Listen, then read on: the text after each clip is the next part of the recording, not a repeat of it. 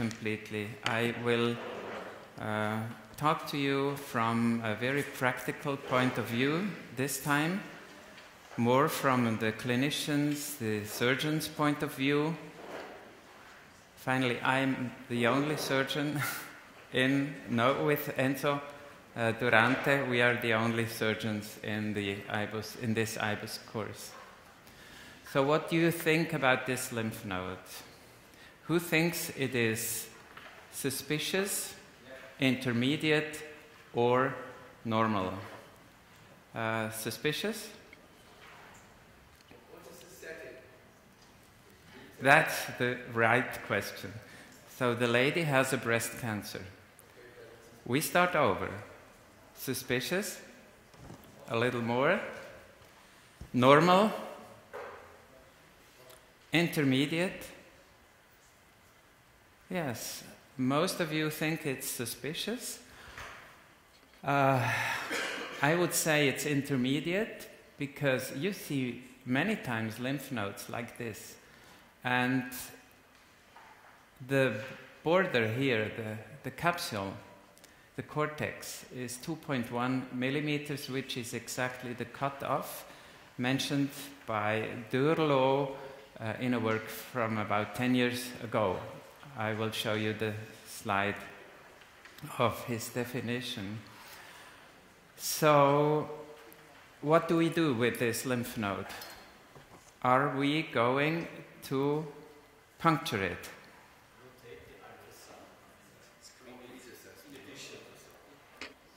Yes, rotate the ultrasound so that the lymph node is not suspicious anymore, and then make the picture.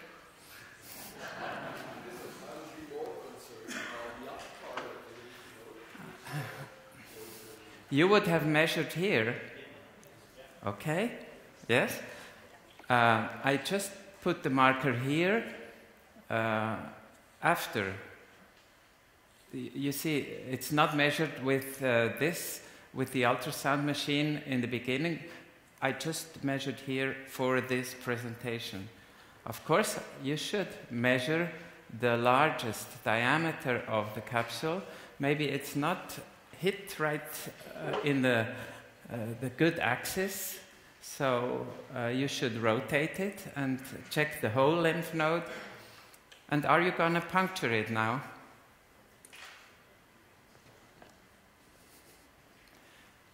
Like 5 years ago, we were proud if we discovered a 2 millimeter metastasis in a lymph node, so we could avoid sentinel lymph node biopsy and do right away the axilla. So we spared the patient something, or to call her back for another surgery, but this has changed now. For 1 or 2 not matted lymph nodes in breast-conserving setting, we do not do the axilla anymore. So what's the worth of knowing that this lymph node is positive? We did not puncture it, and I will come back to this picture. So the main questions when you make the axilla ultrasound and you see something, when are you going to do a biopsy? And the same kind of question is then, when are you doing frozen section during surgery? Of course, you do just then a frozen section when you take some consequences out of this result. For instance, doing an axillary dissection. What is a suspicious lymph node anyway? What is the threshold of the thickness of the cortex? And does this depend on the histological type of the cancer? We know that lobular invasive cancers have many positive lymph nodes without them being able to see them in the ultrasound. So it's very intriguing, and some of the pathologists even decline doing frozen sections on lymph nodes when the type of the cancer is invasive lobular. because there are so many false negative frozen sections in these lymph nodes. And what is an inflammatory lymph node?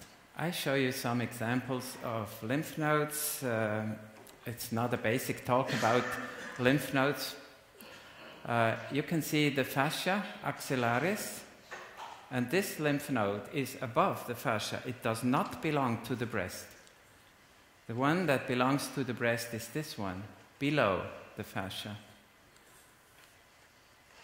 You have to check the interpectoral region, pectoral major, pectoral minor muscle, and suspicious interpectoral rotor lymph node. Of course, many of you have seen these silicon lymph nodes. The snow storm appearance,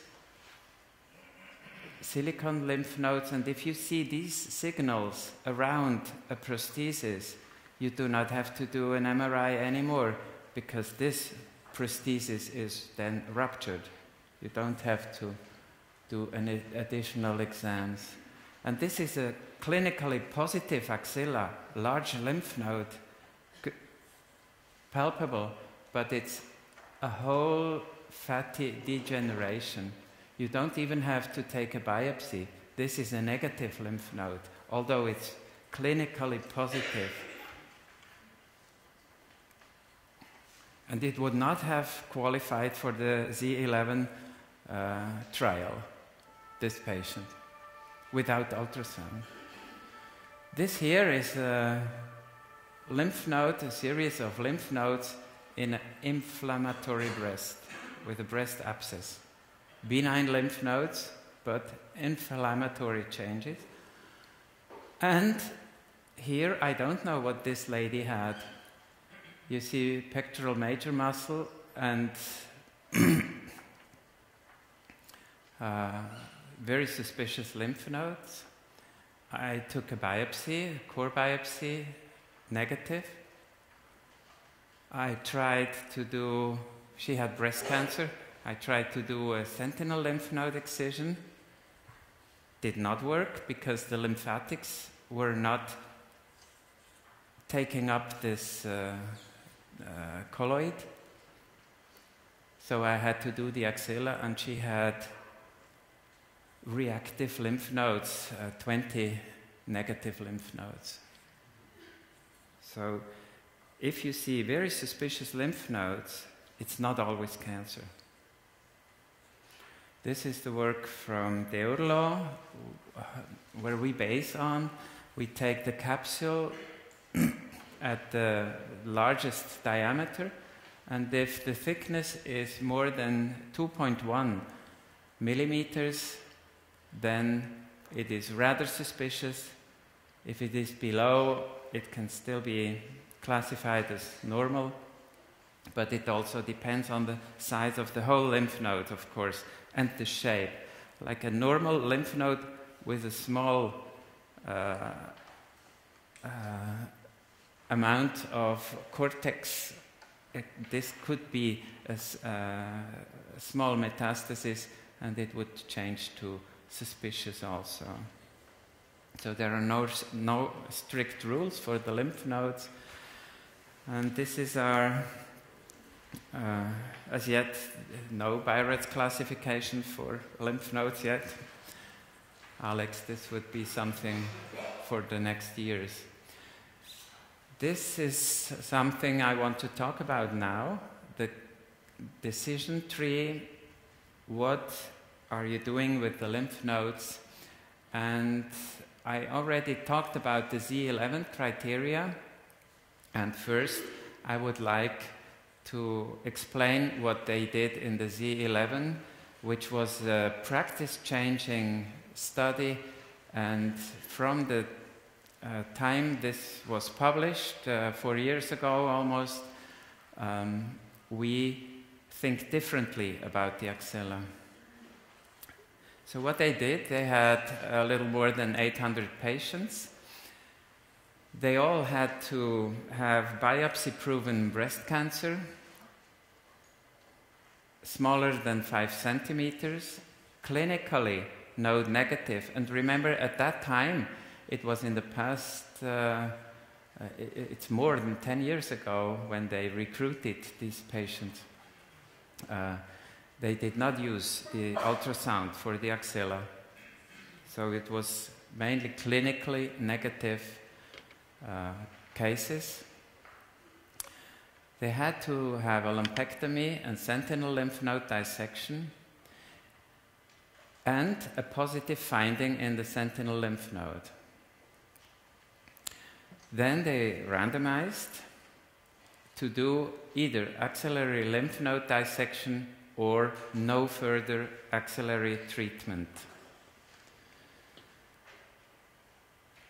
It seems that they did some kind of a different treatment to the axilla, but they know the radiotherapy data from only 1/3 of all the patients, and 1/3 of these 400 patients is a little more than 100.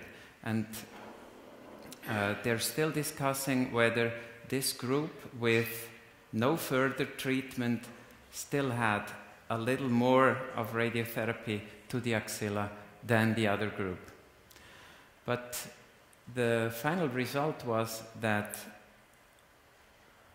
you can say the the axillary recurrences were doubled, but on such a low level, less than 1%. So from the point of publishing these data, more and more units now do not perform axillary lymph node dissection anymore if these criteria are met, and the criteria are not more than 2 lymph nodes. They should not be matted,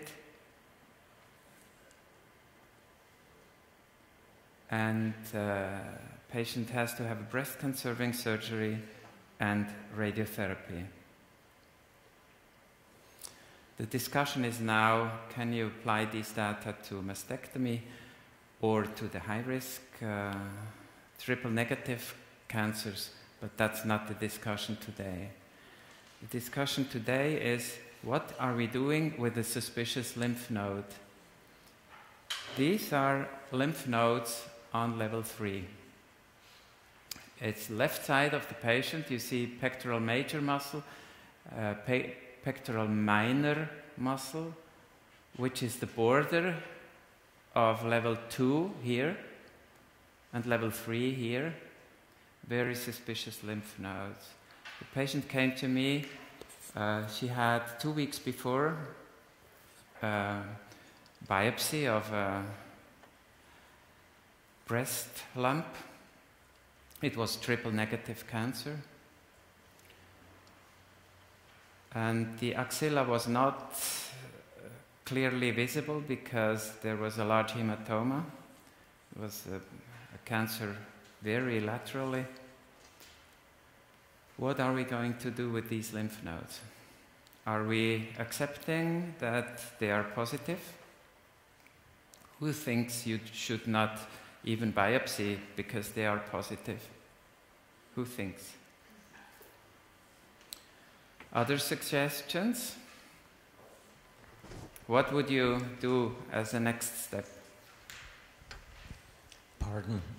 It depends on the situation of level 1, level 2. Yes, you cannot evaluate level 1 because of the large hematoma. No suspicious lymph nodes there. They were not excised, just the tumor, part of the tumor. And you see level 2 is here, 1 suspicious, and maybe this is at the border of level 2 to level 3, and this is on level 3. The only 3 lymph nodes that I saw. What would you do?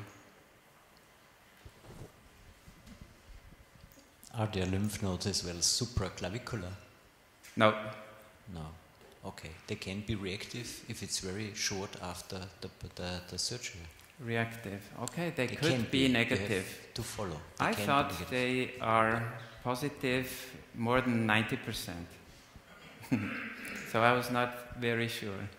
And here you see the first branch of our decision tree. If an axilla is in the ultrasound clearly positive, usually we go for a PET CT, and the PET CT shows these positive lymph nodes, especially if the cancer is G3, very aggressive form, so we rely there. If they're positive in the PET CT, then we accept this and make either neoadjuvant chemotherapy and thereafter axillary lymph node dissection. In this case, they were negative on the PET CT. So what to do next? Okay, we did a biopsy, fine needle aspiration on level 3 or core biopsy, whatever you prefer. I did fine needle aspiration because we did not need to have receptors there in a triple negative breast cancer. Put the needle through the muscle and take a sample with a fine needle. If we have to do tissue analysis, then we opt for a core biopsy. It's a little bit difficult on level 3, but I can show you an instrument which allows you to do biopsies also on difficult locations in my last slide. Another situation, breast cancer in a 46-year-old patient, invasive ductal, borderline situation. Here you agree that the cortex is not thicker than the 2.1 millimeters that I measured. So it's borderline. I see 2 of these lymph nodes and all the others are negative. What are we going to do? Do we need a biopsy? No biopsy. Yes? Very good. So it's this branch that we follow. Axillary ultrasound is negative or slightly suspicious with the Z11 criteria fulfilled. And here are the criteria. So we do not do a biopsy before the surgery, but we rely on the sentinel lymph node biopsy. And do we do a frozen section then? Yes, we would do a frozen section if we see 3 suspicious lymph nodes. But then we would have to do the frozen section on all of the 3 lymph nodes to be sure that the Z11 criteria are not fulfilled anymore. But most of the time we do not do frozen sections anymore in these cases. And most of the time we do not have to recall the patient if we find a micro or a macro metastasis in not more than 2 lymph nodes. And the surgical discussion is then, is taking out 1 or 2 lymph nodes in sentinel lymph node biopsy sufficient? Still, it was years ago. Now we try to take out at least 3 sentinel lymph nodes in every sentinel lymph node procedure in every patient who fulfills the Z11 criteria. Of course, this is not always positive, but if we find just 1 lymph node, and this one is positive, how can we say that there are not more than 2 positive lymph nodes? A question there? If you have no signal for more than 2 lymph nodes, how did we find a 3rd or a 4th? Yes, sometimes you can't find them, but usually we stopped after 1 or 2 very active lymph nodes. If there was a little activity around, now we try to go for another 1 or 2 lymph nodes. Of course, not more than 5.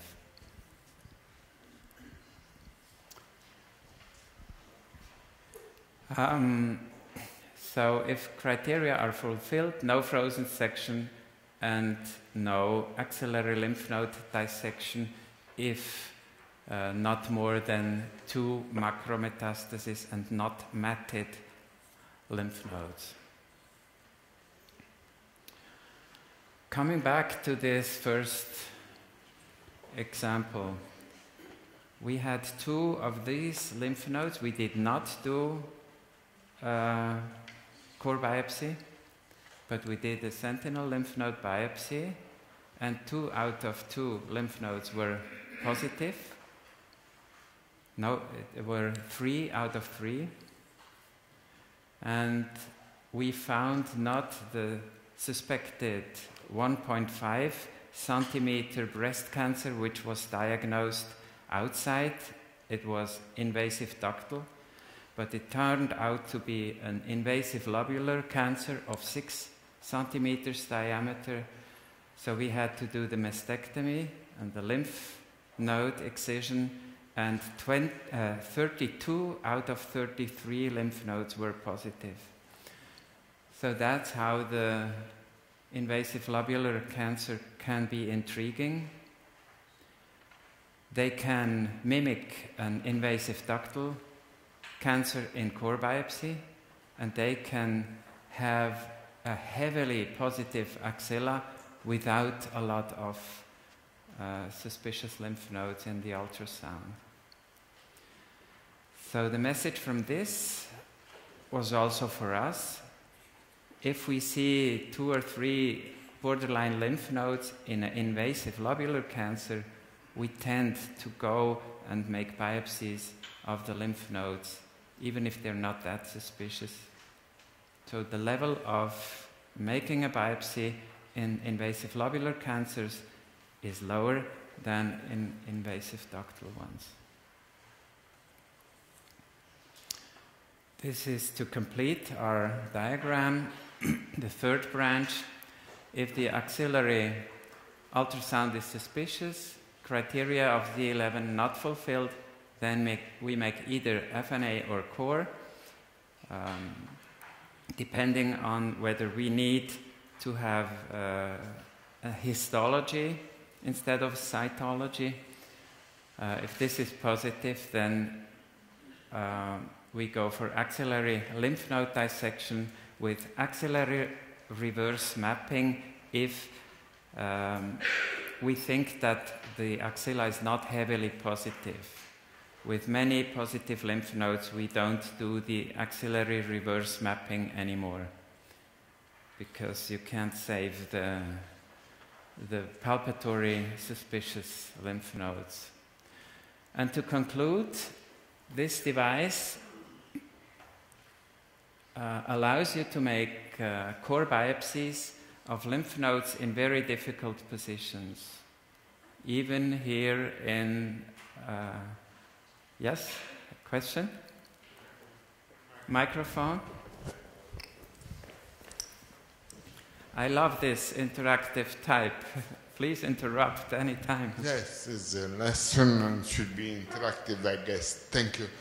I had the lesson by Professor Rubartelli in Pavia, and he suggested to add elastography among the criteria of malignancy or suspicious malignancy. I want to know what you think about it, because you say that the receiver operator curve sensitivity could go up to 0.95%. Yes, I did not talk about elastography. Up to now, my team has not decided to implement elastography in breast ultrasound yet. We wait for the shear wave possibility, and we all work with the same ultrasound machines from Siemens, and they had another type which was difficult to interpret. I think the shear wave might be able to change, and Alex is going to talk about this subject, but I don't think that in the axilla the elastography will have much significance. Coming back to the biopsy method, it's the spiratome available with Cook. And you can see here this lymph node that I want to biopsy. Fine needle aspiration of that one was negative, so I still thought that it would be important to know. And jetzt kannst du starten. Oder?